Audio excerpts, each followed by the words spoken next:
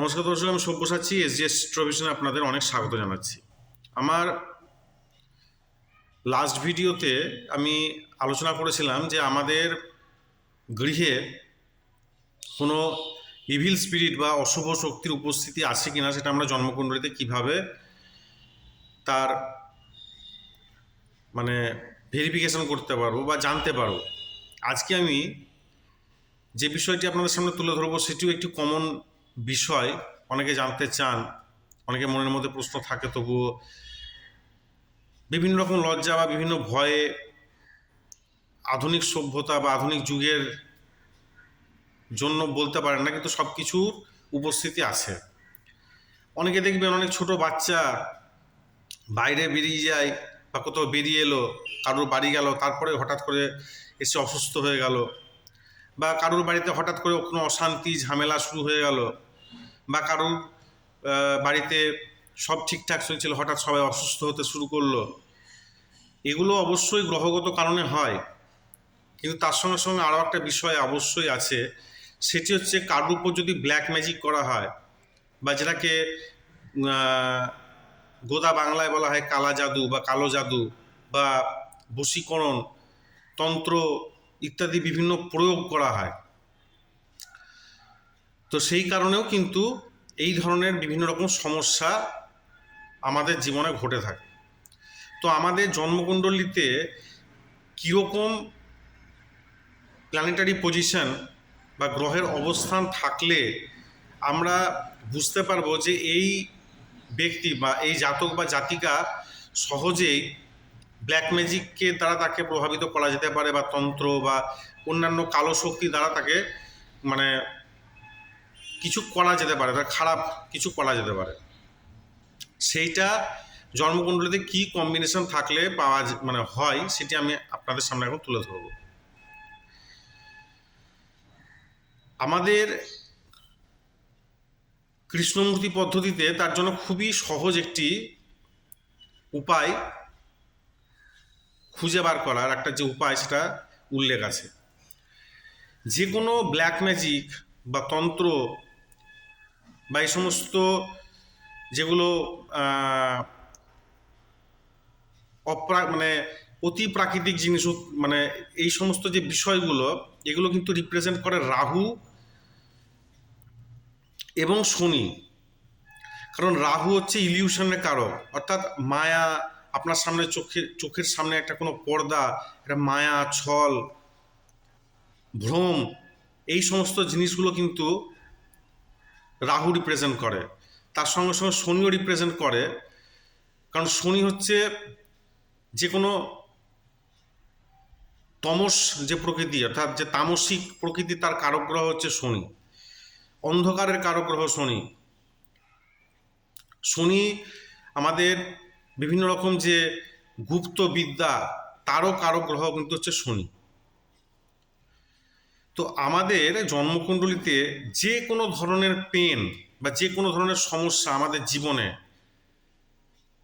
সেটি দেখার জন্য আমাদেরকে অষ্টম ঘর দেখতে হয়। অর্থাৎ আমাদের জন্মকুণ্ডলীর যে 8th হাউস, সেই 8th হাউস আমাদের জীবনের কিন্তু পুরো পেন বা সমস্যা, বা আমরা কী ধরনের সমস্যায় পড়তে পারি, সেটি কিন্তু 8th হাউস ইন্ডিকেট করে। তো আপনারা দেখবেন যে আপনাদের 8th হাউসের যদি যে নক্ষত্র লর্ড, যেটাকে বলা হয় স্টার লর্ড, বা 8th হাউসের যদি সাবলর্ড শনি এবং রাহু, এই দুটোর মধ্যে কোনো একটি প্ল্যানেট হয়, আমি আবার বলছি, 8th হাউসের স্টার লর্ড বা সাবলর্ড যদি স্যাটার্ন বা রাহু হয়, বা 8th হাউসের যে লর্ড সে যদি স্যাটার্ন বা রাহুর সঙ্গে একসঙ্গে অবস্থান করে, তাহলে কিন্তু সেই সমস্ত জাতক বা জাতিকা এই সমস্ত কালা জাদু বা তন্ত্রের শিকার হতে পারে। এখন প্রশ্ন হচ্ছে যে তারা কোন সময় এই ধরনের শিকার বা এই ধরনের সমস্যার মধ্যে পড়তে পারেন। খুব সহজ হিসাব, 8th হাউসে যেটা স্টার লর্ড বা যে নক্ষত্র স্বামী এবং যে উপনক্ষত্র স্বামী বা সাবলর্ড, তার যখন অন্তর্দশা মানে দশা ভুক্তি এই সমস্ত সময় যখন চলবে, ঠিক সেই সময় কিন্তু এই ধরনের সমস্যায় সেই সমস্ত জাতক বা জাতিকা পড়তে পারেন। এবার প্রশ্ন হচ্ছে যে এই ধরনের তন্ত্র বা কালা জাদু এগুলো কারা করবে আপনার উপর? তার জন্য বলা আছে যে 8th হাউসের যে সাবলর্ড বা উপনক্ষত্র স্বামী এবং স্টার লর্ড বা নক্ষত্র স্বামী আপনার জন্মকুণ্ডলীর যে ভাবে বসে থাকবে, সেই ভাব যাদেরকে রিপ্রেজেন্ট করে সেই সমস্ত ব্যক্তিগণ আপনাদেরকে কিন্তু এই ধরনের কালা জাদু বা ব্ল্যাক ম্যাজিক করতে পারে। যদি আপনার 8th হাউসের সাবলর্ড বা নক্ষত্র লর্ড স্টার লর্ড যদি ফার্স্ট হাউসে বসে থাকে, তো কেউ তো নিজের উপর তো প্রয়োগ করে না, তাহলে নিজেরটা বাদ গেল। যদি সেকেন্ড হাউসে বসে থাকে, তাহলে আপনার কোনো কুটুম্ব আপনার নিকট আত্মীয় করতে পারে। যদি আপনার থার্ড হাউসে বসে থাকে, তাহলে হতে পারে ছোট ভাই বা প্রতিবেশী কেউ। ফোর্থ হাউসে যদি বসে থাকে 8th হাউসের সাবলর্ড বা স্টার লর্ড শনি বা রাহু, তাহলে জানতে হবে মাতৃস্থানীয় কোনো মহিলা করতে পারে।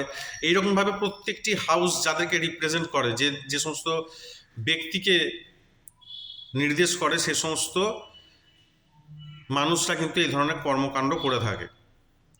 এবার এটার রেমিডি কী আছে? এটার রেমিডি হচ্ছে একটাই উপায়, সেটা হচ্ছে শিব পূজা বা কাল ভৈরব তার যে পূজা করা বা উপাসনা করা, বা রুদ্রাভিষেক বা রুদ্র পুজো করা, তবেই কিন্তু এই ধরনের সমস্যা থেকে আপনারা বেরিয়ে আসতে পারবেন। আশা করি ভিডিওটি আপনাদের ভালো লাগবে। ভালো লেগে থাকলে অবশ্যই লাইক, শেয়ার এবং সাবস্ক্রাইব করবেন। অনেক অনেক ধন্যবাদ। ভালো থাকবেন।